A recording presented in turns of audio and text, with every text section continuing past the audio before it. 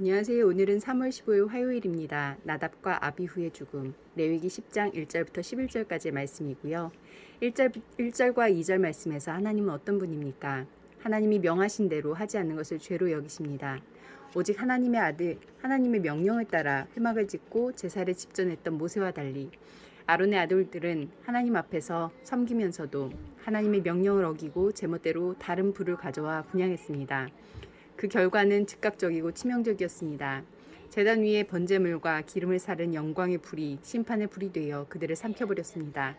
하나님이 일러주신 정도가 있는데도 경험과 상식을 내세우며 다른 길로 돌아가려 하지 않습니까? 고집스럽게 하나님의 명령을 준행했던 모세의 태도를 배웁시다. 3절 말씀에서 하나님은 어떤 분입니까? 사랑의 하나님이며 또한 공의의 하나님입니다.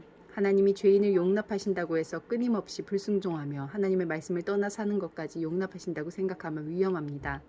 하나님은 죄를 용서하시고 우리를 거룩하게 하시지만 동시에 우리가 그 거룩함을 지켜내기 위해 최선을 다하길 기대하십니다. 하나님의 백성은 하나님의 사랑을 입어 누리는 거룩함을 지켜내기 위해 모든 힘을 쏟아야 합니다. 4절부터 7절까지 말씀에서 하나님은 어떤 분입니까?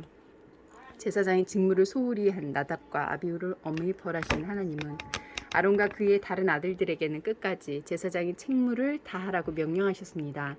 그들은 죽은 아들이자 형제의 시신에 접근은 할 수 없고 그 죽음을 애도해서도 안 되었습니다.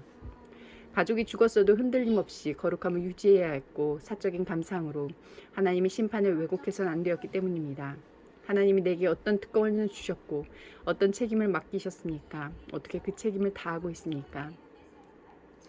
8절부터 11절까지 말씀에서 하나님은 어떤 분입니까? 거룩함을 지키고 직분을 온전히 감당하기 위해 절제하라고 명하십니다.